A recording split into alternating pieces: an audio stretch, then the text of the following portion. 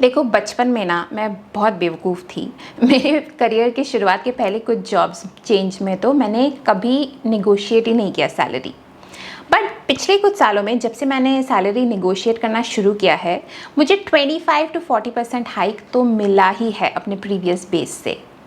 And that has got nothing to do with my skill sets, yeah, because I'm amazing or anything like that, but just because I had the courage to negotiate and secondly because I knew how to negotiate.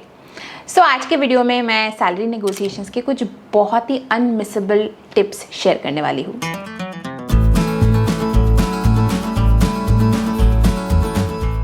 Hi everyone, welcome to Insider ज्ञान। मेरा नाम सौमी है। I am an IIT Delhi and ISB Hyderabad grad and I have been working in the corporates for over 10 years now।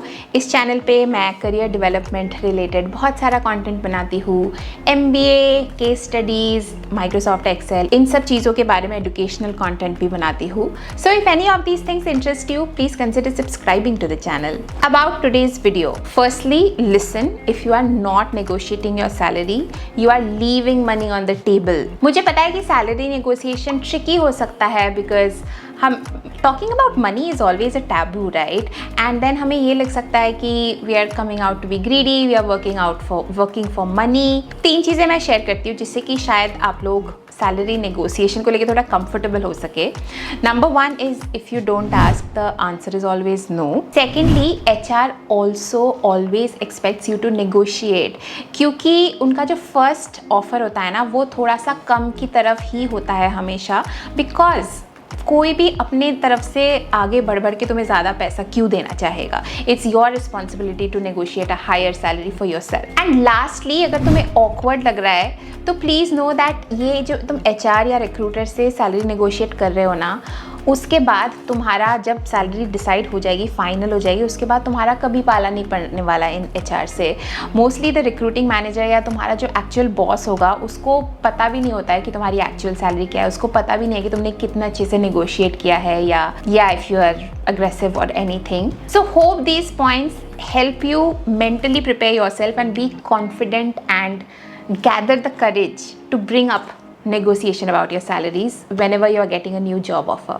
उसके बाद चलते हैं when you should negotiate, and this is very important क्योंकि मुझे लगता है कि कुछ लोग ना सैलरी और मनी की बात जब भी तुम्हारा रिक्रूटर से कॉन्वर्सेशन शुरू होता है उसके शुरुआत में ही ले आते हैं, and that's never a good strategy because money is always suppose to be an outcome.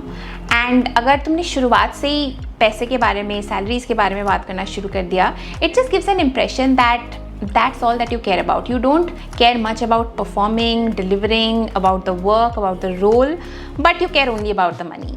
So salary negotiation तभी शुरू करो जब आपको एक ऑफर मिला है। Like whenever the recruiter says congratulations, we are happy to go ahead with an offer, that is when the recruiter themselves will also bring up the salary issue and you should also bring up the salary issue। मतलब तुम्हें I think ज़रूरत नहीं होगी because recruiter खुद ही पूछ लेगा तुम्हारा current salary क्या है, एक्सपेक्टेशन क्या है, एट्सेट्रा। प्रोसेस की शुरुआत में कई बार रिक्रूटर्स तुम्हारा करंट सैलरी पूछते हैं विच इज़ ओके, बट अगर वो एक्सपेक्टेशंस पूछे ना तो you can always say that, you can be a little bit गोलमोल about it. You can say that I want to know more about the role before I decide on how much I want to be compensated for। या तुम ऐसा भी बोल सकते हो अपनी salary से मैं एटलीस्ट 20% हाइक तो एक्सपेक्ट कर ही रही हूँ, but obviously I know more about the salary, I'll go through the interview process and then we can discuss more about it। तुम्हारे जो भी expectations है ना, that will never come as a surprise to the recruiter because recruiter का काम है यार, उसको तुम्हारे current role से काफ़ी fair idea already है कि तुम्हारी current salary कितनी हो सकती है, तुम्हारा जो ऑफ़र वो लोग दे पाएंगे तुम्हें वो कितना होगा, एंड उसके बेसिस पे ही तुम्हें रीच आउट करेंगे। If they think that they can't afford you और if you are too cheap और too expensive, they will probably not even reach out to you. Now coming to how to negotiate, जो कि सबसे important है इस video के लिए। सबसे पहले तो नेगोशिएट करने के पहले आपको ये पता होना चाहिए कि आपको मांगना कितना है, एंड उसके लिए सबसे ज़्यादा ज़रूरी है रिसर्च। क्योंकि मार्केट वैल्यू नहीं पता होगा तो आपको ये कैसे पता होगा कि आपको कितना मांगना है। 2 things to note over here। One is Glassdoor में जाके सर्च करो। Glassdoor is an amazing database। अगर आप सर्च करोगे ना, India McKenzie salaries for a manager, Glassdoor, तो आपको ग्लासडोर इतना रेंज दे देगी, इतने सारे डिफरेंट पॉइंट ऑफ व्यूज़ देगी, and if you read through some of the comments then you will get to know more details as well. With that you can get a very rough idea about McKinsey में manager को India में कितना pay होता है. Obviously there is going to be a range, it can be plus 20% to minus 20% के range में होगा, but still it gives you an idea and then you sort of match it with your current salary and उससे देखो कि तुम्हें कितना hike चाहिए. Typically 20% hike is not unfair to ask for. Anyone would probably ask for a 20% hike from your current. उसके अलावा कोरा check कर सकते हो, रेडिट चेक कर सकते हो. बहुत सारे लोग ना अपनी salary details specially for tech companies बहुत सैलरी के जो ब्रेक डाउन है वो दे देते हैं, which becomes very easy then for you to get an idea कि तुम्हें कितना मांगना है उस स्पेसिफिक रोल के लिए. अब अगर आपको पता चल गया है कि आपको सैलरी कितना कोट करना है, second thing important to note is now that you know कि तुम्हें कितने से कितने रेंज में तुम कंफर्टेबल हो या कितने से कितने रेंज में तुम्हें नेगोशिएट करना है. When you go to the actual negotiation process, always try to get the first number from the recruiter. उसको ऑफर करने दो तुम्हें पहला जो भी उसका बेस लाइन होगा, सुन लो. एंड उस कॉल में ना firstly always do it on a call, never on written और एनीथिंग. कॉल में सब कुछ समझने की कोशिश करो कि सैलरी के डिफरेंट कंपोनेंट्स क्या है, everything right, what is the fix component, variable component, and पूरा ओवरऑल कॉम्प क्या होगा after you get fixed, variable या कुछ और वेलकम बोनस या कुछ भी और कंपोनेंट है. पहले कॉल में सिर्फ और सिर्फ उसको समझने की कोशिश करो. आई वुड स्ट्रांगली रेकमेंड कि उस कॉल में आपको रिएक्ट करने की ज़रूरत नहीं है, whether you like the offer, whether you don't like the offer. Just end the call saying that I need some time to digest this offer. Let me get back to you within a day or two if this makes sense to me or not. उस time पे तुम agree तो बिल्कुल ही मत करो obviously, पर ऐसे बहुत strongly disagree करने की भी ज़रूरत नहीं है. Unless तुम्हें लग रहा है कि वो बहुत ही कम ऑफर कर रहे हैं, तुम खुद ही शॉक्ड हो, तब तुम ऑब्वियसली बोल सकते हो कि I was definitely expecting a lot higher than this, but still give me some time to process all the information and get back to you. Next thing for you is to go back and assimilate all the information. अब यहाँ पे ना आपको एक Excel sheet बनाने की ज़रूरत पड़ेगी where you will have to include all the components of your current salary, all the components of your upcoming salary, and then compare the total compensation.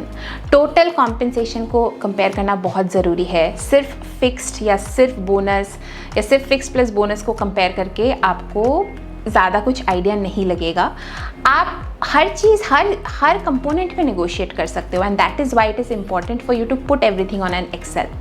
तो एक्सेल में आप क्या क्या डालोगे, right? What are the key components that I recommend looking for when negotiating salary.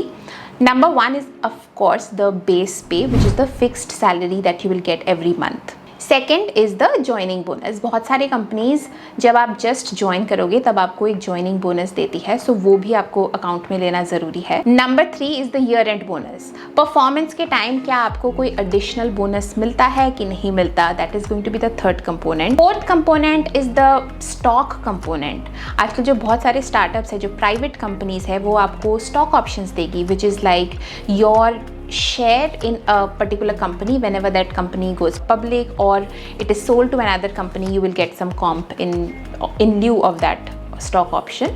Or if it's a public company already, they'll give you RSUs, stock units जो होते हैं, जो कि डिफरेंट टाइम पे आपका वेस्ट होगा, एंड उस time पे स्टॉक का जो भी शेयर प्राइस है that is also an additional salary for you. तो बहुत सारे टेक कंपनीज आजकल एक फिक्स सैलरी देती है और उसके साथ साथ एक स्टॉक कंपोनेंट देती है, एंड स्टॉक कंपोनेंट देना आसान भी है कंपनीज के लिए. 5th, 6th और 7th पॉइंट्स जो है वो मैं आपको इसलिए बता रही हूँ क्योंकि ये हम डायरेक्टली शायद नहीं सोचेंगे इनके बारे में, बट सोचना ज़रूरी है. 5th point is number of leaves that you get.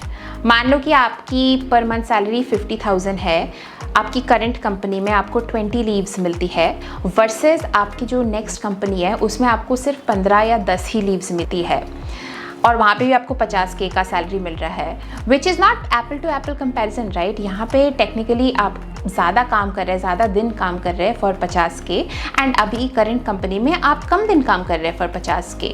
So you can compare that and ask for that compensation as well. 6th is आप ऐसा बहुत ही रेयरली होता है कि आपको जस्ट बोनस मिला और तभी आपने दूसरा कंपनी ज्वाइन किया। जब भी आप दूसरा कंपनी ज्वाइन करेंगे, may be the first few months of your current company का bonus you are going to miss it, right? You are never going to get that. So उसको भी आप अपने नेगोशिएशन लेवरेज पॉइंट्स में जोड़ सकते हो। And lastly, health insurance amount India में भी इम्पॉर्टेंट है शायद, बट बाहर के कंट्रीज़ में तो बहुत ही ज़्यादा इंपॉर्टेंट है क्योंकि इतना ज़्यादा एक्सपेंसिव है हेल्थ केयर। अगर आपकी करंट कंपनी की हेल्थ केयर कवरेज बहुत ही सॉलिड है versus the second company, you can always say that I expect a 10% hike because the insurance amount is so different. So obviously अगर मुझे कुछ हो गया तो मुझे अपने जेब से पैसे खर्च करने पड़ेंगे। तो बेसिकली ये सारी चीज़ें मैं आपको इसलिए बता रही हूँ क्योंकि आप इनमें से किसी भी कंपोनेंट को ना अपने लेवरेज पॉइंट्स बना के नेगोशिएट कर सकते हो। सो जब आपने अपने माइंड में एंड अपने एक्सेल शीट में ये सारी एनालिसिस कर ली होगी, उसके बाद you are going to go back with a counter offer to the recruiter and say something like, hey, I thought a little bit about this and this offer is not making sense to me. I am expecting more in the range of XYZ figure because of ABC reasons, and that is when you start talking about your leverage points. So maybe your first point can be, I know you are already offering me a 20% hike, but I'm going to be promoted 2 months down the line. So by the time I join your company, in my current company also I'll get the same salary. So really I'm not getting any hike when I'm working in your company. Additionally, your healthcare coverage is not as strong. So I definitely expect a 10% hike because of that, because otherwise I'll have to spend my own money. Lastly, I'm also going to lose 6 months of bonus because I've worked that much in my current company and I'll lose that. So if you can compensate for 15% for that will be great. So this is the total comp that I'm expecting and उसको पूरा breakup दे दो। जब भी तुम total com दो ना, don't talk in like ranges, be very specific. उससे ना ये इंप्रेशन आता है कि तुमने अपना रिसर्च किया है, तुम कॉन्फिडेंट होगी तुम्हें कितना चाहिए, तुम्हें एग्जैक्टली पता है कि तुम्हें कितना चाहिए, so that HR also starts taking you seriously. वो उसको ऐसा नहीं लगना चाहिए कि you are negotiating just for the sake of it. उसको ये लगना चाहिए you have actually put some thought into it. So अपने तरफ से ये सारे पॉइंट्स रखो। Most likely what will happen is the recruiter will again say that okay, let me take your points into consideration, I'll get back to you with a counter offer in a few days. And ऐसे थोड़ा बहुत back and fourth होता है salary negotiation में, which is fair, but after 3 to 4 rounds right it become stagnating. अगर 3 to 4 rounds तक आपने दोनों तरफ से अपने थोड़ा थोड़ा बढ़ाने की कोशिश कर लिया है, wherever you settle at, I think you should either take that or reject that, because फटीक आ जाता है 3 से 4 राउंड के बाद। It becomes little bit of a frustrating process from both sides कि कितना बैक एंड फोर्थ करे। At that point you either accept it or reject it. I think that's fine. If you reject it, then I think it might push the recruiter a little bit more, but at the same time it's also possible कि वो अपने higher range तक पहुँच चुके हैं and they don't get back to you. So just make that call based on how badly you want that new role. Last thing ये ध्यान रखना बहुत ज़रूरी है कि जब भी आप negotiate कर रहे हो ना, एक तो आप total comp पे करोगे। अगर आपके fixed, सबसे पहले आप कोशिश करोगे कि आपका fixed increase हो जाए, right? Because that is cash in your hand. But अगर वो नहीं हो पा रहा है बहुत बोलने के बाद भी, then go to the variable, the stock component of a company.